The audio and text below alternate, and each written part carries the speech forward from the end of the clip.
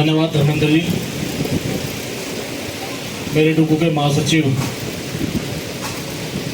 रविंद्र पांडे जी, मेरे दूसरे ऑफिस वाले साथी टुकुलता के प्रधान जी और दूसरी संस्थाओं के समस्त ऑफिस बैरर और मेरे जुझारू सम्मानित साथियों, साथियों 14 मई से हम लोग चाहे टुकड़ों में ही आंदोलन कर रहे हैं, लेकिन आंदोलन कर रहे हैं। कभी 2 दिन का, कभी 3 दिन का, कभी एग्जीक्यूटिव बैठ रही है, कभी वर्किंग कमेटी साथ बैठ गई। मतलब कहने का 14 मई से डुकू आंदोलनरत है। मीटिंगें भी हुई हैं, रजिस्ट्रार से भी मीटिंग हुई है, डीन से भी हुई है, वीसी से भी हुई है। लेकिन जो दुख का विषय है साथियों, या तो ये तमाम संस्थानों में ऐसे ही हो रहा है, या सिर्फ हमारे जो देश का प्रीमियर इंस्टीट्यूशन है दिल्ली विश्वविद्यालय, उसी के अंदर ऐसा हो रहा है कि दिल्ली विश्वविद्यालय का वाइस चांसलर अगर अपनी पूरी टीम को लेकर बैठ करके डुकू के 10 ऑफिस बेरर के साथ मीटिंग करके अपनी पूरी टीम, और उसके बाद 10/6, 10/7 और 7 को भी पूरा ही होने जा रहा है महीना, 1.5 महीने के अंदर कोई रिजल्ट नहीं दे पा रहा है। इसको क्या मान के चला जाए? दूसरी तरफ 2 तारीख तक एप्लीकेशन मांग रहे थे,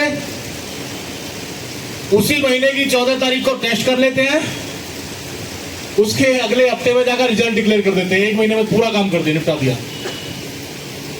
अब तो प्रधान जी अभी बोल रहे थे अरविंदो कॉलेज से, वो कह रहे हैं उनको तो यूनियन का मेंबर बनाने की भी बात चल रही है।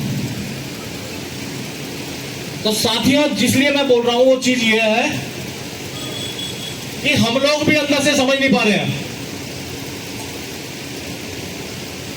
कि किस लेवल तक किस पे विश्वास कर लिया जाए। इनको ना विद्यार्थियों का नुकसान हो रहा है, उसकी कोई दुखन अंदर लग रही है। भाई हम कोई रोड पे तो मीटिंग करनी ना, रोड छाप लोग हैं, सारे कहीं ना कहीं नौकरी करते हैं, हम सब स्टूडेंट से जुड़े हुए लोग हैं। अगर मैं अपने डिपार्टमेंट में नहीं हूं तो मेरी जगह नुकसान हो रहा है किसी को। लेकिन इतनी नॉन सेंसिटिव बॉडी साथियों मैंने अपनी लाइफ में नहीं देखी है। कोई चिंता वाली बात नहीं है, डुकू धरना कर रही है। तो ऐसे में मैं कम से भी कम मुझे इनकी जो प्रधान जी बोले अभी अरविंदो के, एक बात मुझे उनकी बहुत अच्छी लगी, जो उन्होंने कहा ना 56J, वो अलग बात है कि एग्जीक्यूटिव काउंसिल में इंप्लीमेंट नहीं कर पाए, लेकिन हमारे दिलों में इंप्लीमेंट कर रखा है। जब हम लोग ड्यूटी पे जाते हैं तो सुबह 8:30 बजे से लेके 5:30 बजे तक ड्यूटी करते हैं, और जब धरने पे आते हैं तो फिर पता नहीं किसके ऊपर एहसान करते हैं। नौकरी तो तब भी वही है, तनख्वाह आज भी मिल रही है, सैलरी किसी की कटी नहीं है, तो फिर दोहरी नीति क्यों? जब आप ऑफिस में जा रहे हो 8:30 से 5:30 तक काम कर रहे हो, तो धरने पे 10 बजे से लेकर 4 बजे तक भी क्यों नहीं रुक सकते? साथियों, ये मैं पूछना चाह रहा हूं आपसे। धरने पे क्यों? अभी मैं तो यहां बैठा बैठा देख रहा है, कई साथी मेरे सामने उठे, चले जी, जाए जी, क्यों? अरे अगर ऑफिस में होते चले जाते अभी थोड़ी देर पहले। या 12 बजे के बाद चले जाते? अरे 11 बजे तुम लोग आओगे, 12 बजे तुम 12:30 बजे बैग उठा के फिर अपने घर चल दिए। साथियों, घर वहीं रहेगा, लेकिन तुम इस हालत में नहीं रहोगे। ये मनन करने का टाइम है।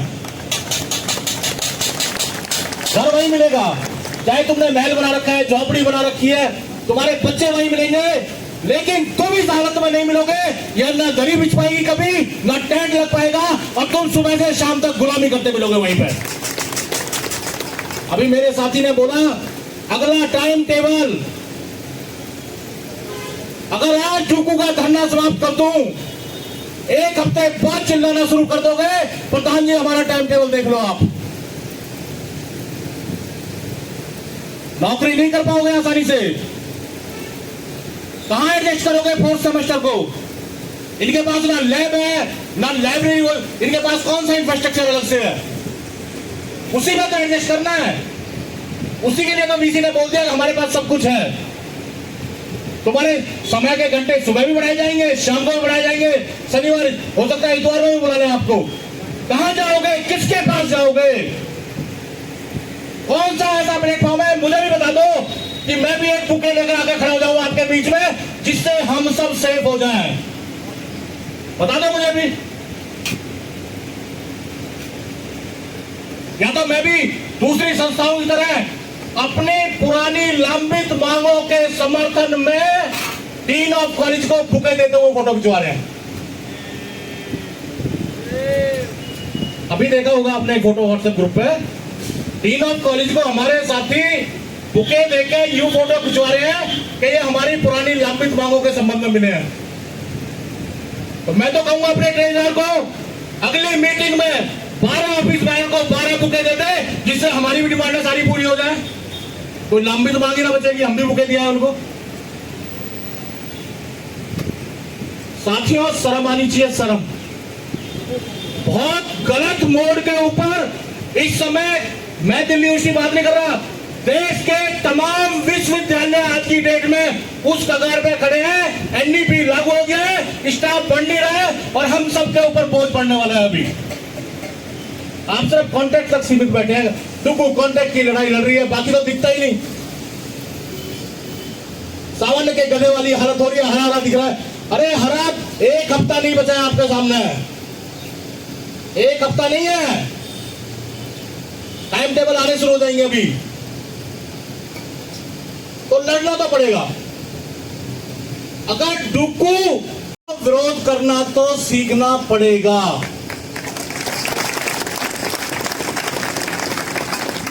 बच्चों को ये तो कहना, पहले दिन जब धरना शुरू हुआ तब मैंने कहा कि कोई छुट्टी नहीं करेगा। मेरे बीवी बच्चे नहीं है क्या? इस धरना पीरियड में मेरी खुद की मिसेज 3 दिन हॉस्पिटल में एडमिट रही है, लेकिन मैं तो नहीं गया, मैं तो नहीं रहा छुट्टी पे। तो आप लोग क्यों नहीं सेक्रीफाइस करोगे? किसके लिए लड़ रहे हैं हम सब? कोई कॉन्ट्रैक्ट के लिए नहीं लड़ रहा, हम सब अपने लिए लड़ रहे हैं। मैं बार बार बोलता हूं इस बात को, कोई नहीं लड़ रहा। कोई कहता हूं मैं कॉन्ट्रैक्ट को परेशान कर रहा हूं, गलत कर रहा है। और कॉन्ट्रैक्ट वाला भी अगर ये कह रहा है कि मैं आम आदमी पे एहसान कर रहा हूं, रेगुलर कर्मचारी पे, तो गलत कह रहा है। कोई किसी के लिए नहीं लड़ रहा है यहां। हम सब, हम कैसे जिंदा रहे, हमारी सर्विस कंडीशन कैसे सेफ बची रहे, इसकी लड़ाई लड़ रहे हैं हम। ये तो जिन लोगों को मालूम ही कुछ नहीं है, वहां चौराहे पे खड़े होकर बोलते हैं तो कॉन्ट्रैक्ट की लड़ाई है, ये तो फलाने की लड़ाई है। 2 दिन बाद देवेंद्र एक तो ग्रुप पे लिखता है कि देवेंद्र शर्मा जंतर मंतर पे इसलिए धरना कर रहा है कि उसको एमएलए का टिकट मिल जाएगा। सोच, लोगों की सोच। अंदर बैठे हैं, अंदर बैठे हुओं की बात बता रहा हूं मैं आपको। चुनाव लड़ेंगे, डुक्कू में चुनाव लड़े ज्वाइंट सेक्रेटरी का, मेरे सामने चुनाव लड़े, और ग्रुप पे लिखते हैं कि वहां टिकट के लिए लड़ाई लड़ी जा रही है।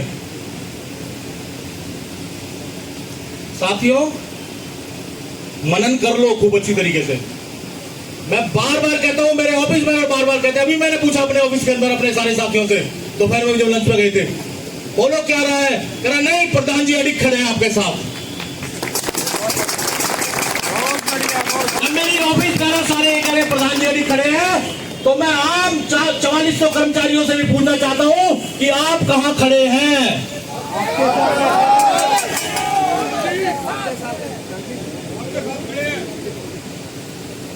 तो साथियों, आप तो वो चेहरे हो, आप मक्खन हो, आप दिखाई दे रहे हो। मैं उन लोगों की बात कर रहा हूं, 5% 10% तो खिपेगा, लेकिन 80% तो दिखाई दे। साथियों, उल्टा हो रहा है। 80% 90% एंजॉय कर रहा है। ये कड़वा सच है। उतरना चाहिए, जहन से उतरना चाहिए चीजें। हम होड़ करते हैं दूसरी जमात की, वो 50 इकट्ठे हो, 100 इकट्ठे हो, लेकिन साथियों, वीसी वो, डीन वो, डायरेक्टर वो, रजिस्ट्रार वो, ईसी में वो, एसी में वो, अरे उनके तो नुमाइंदे अंदर बैठे हैं। वो तो टोकन के लिए धरना दे दिया, टूटा का धरना, लेकिन उनको पता है कि हमारे लोग अंदर बैठे हुए हैं। हर डिसीजन मेकिंग बॉडी में उनके अंदर बैठे हैं। सारे प्रिंसिपल टीचर हैं, इसलिए उनकी डिमांडें पूरी हो जाती है। लेकिन तुम वो जमात हो साथियों, जो सिर्फ लड़के लोगे, लड़के। तो ये तो सैक्रिफाइस करना पड़ेगा। हमने जनरल बॉडी कॉलेजों में किस लिए बुलवाई? हमने जनरल बॉडी कॉलेजों में इसलिए रखवाई कि जो साथी अवेयर नहीं है, उनको मेरे वर्किंग कमेटी के साथी, यूनिट के प्रधान और सेक्रेटरी बताएं, भाई लड़ाई निर्णायक मोड पर चल रही है, अथॉरिटी उदासीन बैठी हुई है। ऐसे में हम सबको इकट्ठा होकर के इस अथॉरिटी को नाकों तले चने चबाना है। इसलिए मीटिंग बुलवाई हमने।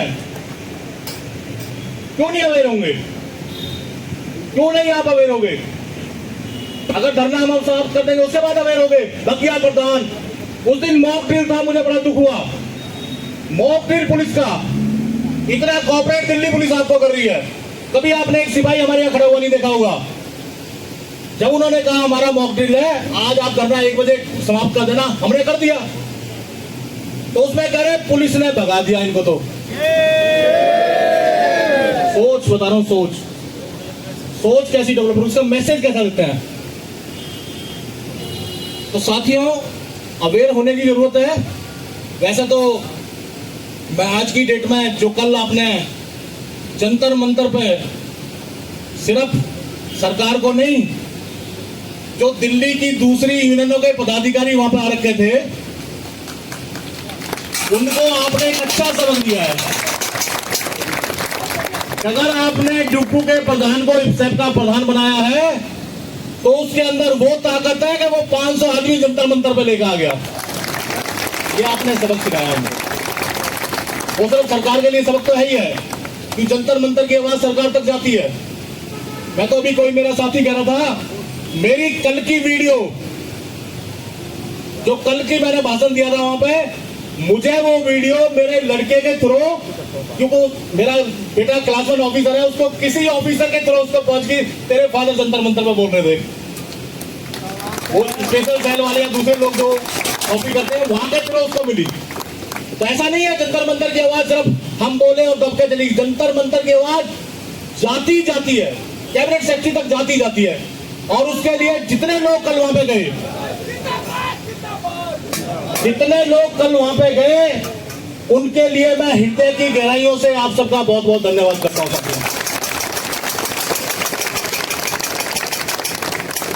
दूसरा, जो हमने एक चीज और बोलना चाहता हूं, देश को चलाने के लिए 4 स्तंभ होते हैं साथियों। सबसे पहली विधायिका है, उसके बाद विधायिका में जो लोग इलेक्टेड हमको भेजते हैं, एमएलए, एमपी, जो भी हम भेजते हैं। दूसरी कार्यपालिका है, कार्यपालिका में वाइस चांसलर भी लगा लो, आईएएस ऑफिसर लगा लो। तीसरी न्यायपालिका है, जुडिशियली हमारी, और चौथा मीडिया है। जो कुछ हमें आज की डेट में कहीं से सांस नजर आ रही है, थोड़ी सी, वो थोड़ी सी न्यायपालिका से नजर आ रही है। विधायिका बोलना नहीं चाहते, कुछ लोग इनके इतने बड़े देवता हो गए कि जो उन्होंने कह दिया वो फाइनल, और उनकी गोदी में, कार्यपालिका के लोग उनकी गोदी में बैठ जाते हैं। तो फिर वो सोचते हैं कि हमारे खिलाफ कुछ नहीं होगा, जो हम कर रहे हैं वो फाइनल है। ये हालत है विधायिका की। और कार्यपालिका की। न्यायपालिका थोड़ा हमारा साथ दे रही है, लेकिन जो चौथा स्तंभ है, जो लोकतंत्र की सबसे बड़ी खूबसूरती है, वो भी इनके चक्कर में आके आज की डेट में आम जनमानस की खबरें नहीं छाप रहा है साथियों। जबकि जब ये तीनों ही दिन काम ना करें तो देश का संविधान ये कहता है कि जो लोकतंत्र का जो चौथा प्रहरी है, भारत का मीडिया, उसको ये सब बातें पूरे देश के नॉलेज में डालनी चाहिए, क्योंकि लोकतांत्रिक देश है। आज गलती कर लेंगे, 5 साल बाद इनको सबक सिखा के बाहर फेंक दिया जाएगा। हर बंदे तक आवाज पहुंच जाएगी इन्होंने ये अन्याय किया है, लेकिन वो भी सोया हुआ है। अरे 5000 टीचरों की भर्ती हुई है, नहीं बचा कोई भी, सब पिके हैं साथियों। मैं बता रहा हूं आपको, उस हालात में ये हालात साथियों इस समय देश के हैं। लेकिन मैं फिर भी आपको कह रहा हूं कि आपकी टुकू न झुकी है और न झुकेगी। और हमने जो डिसीजन लिया है, मैं आपके बीच में रख रहा हूं उसको, हमने डिसीजन ये लिया है कि अभी तक टुकू टुकड़ों में आंदोलन करती आ रही थी। 3 दिन का आंदोलन दे दिया, उसके बाद मंडे फ्राइडे छुट्टी। इससे पहले कभी एग्जीक्यूटिव बिठा ली, कभी वर्किंग कमेटी बिठा ली, क्यों कि गूंगे बहरे लोग जाग जाएं। लेकिन साथियों, अब हमने जो डिसीजन लिया है, अभी बता देना मेरे को सारे साथी खड़े हुए हो,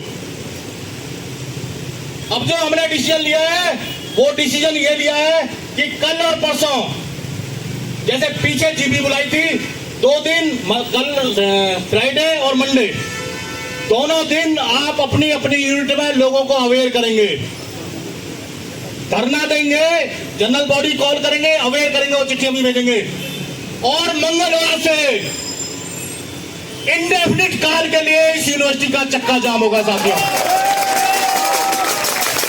बढ़ जाएगा। इस मुद्दे पे अगर किसी भी साथी ने कुछ बोलना है कि वो मैंने नहीं सोचा कि हम अपनी वर्किंग कमेटी में छोटा डिसीजन ले लें, ये डिसीजन हमने लिया है। अगर मेरे किसी साथी ने कुछ भी बोलना है, मैं 1 मिनट के लिए माइक पर हाथ रख लेता हूं और वहीं पर खड़े होकर बोल दे कि ये आपका डिसीजन गलत है या सही है, बता रहा हूं।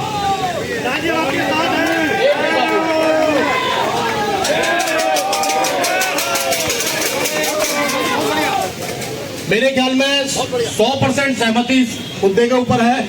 लेकिन साथियों, एक चीज मैं मांगता हूं, आज मैं नेताजी सुभाष चंद्र बोस की तरह वो बात बोलूंगा कि नेताजी ने कहा था, तुम मुझे खून दो मैं तुम्हें आजादी दूंगा। अभी जो प्रधान जी हमारे बोल रहे थे, कुछ नहीं होगा।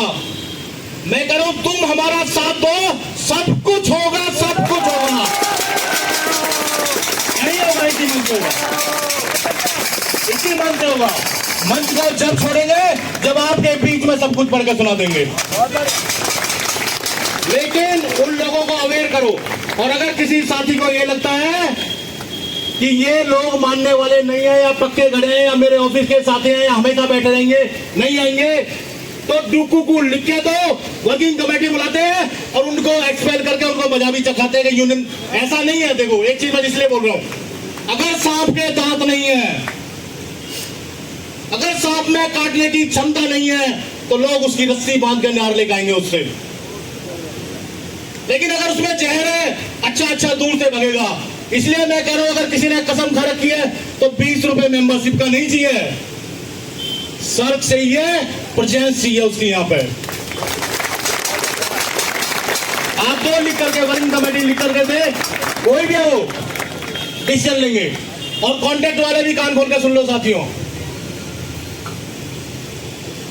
कॉन्ट्रैक्ट की भी कोई बहुत ज्यादा यहाँ प्रेजेंस नहीं है।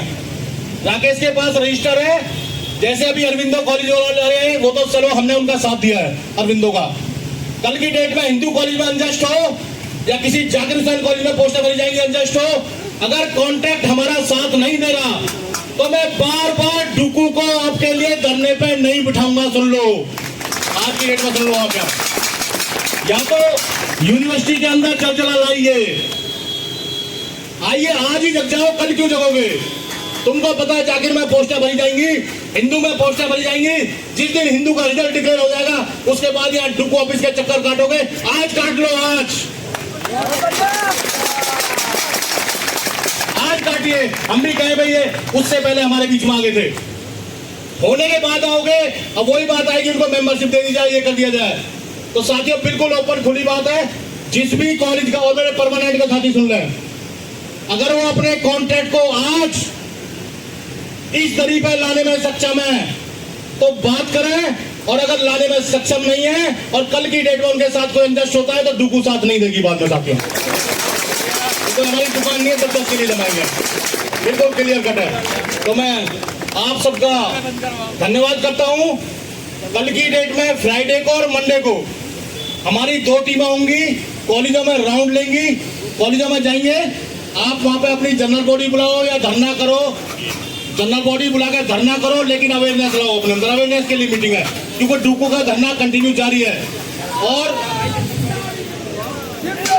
और मंगलवार से एक बार पुनः रिपीट कर रहा हूं, अनिश्चितकालीन हड़ताल पे डुकू जारी है साथियों। कर्मचारी यूनियन जिंदाबाद, कर्मचारी यूनियन जिंदाबाद। साथी अटेंडेंस मार करके जाएंगे, सभी साथी अटेंडेंस मार करके जाएंगे। बहुत बहुत धन्यवाद सभी का, धन्यवाद।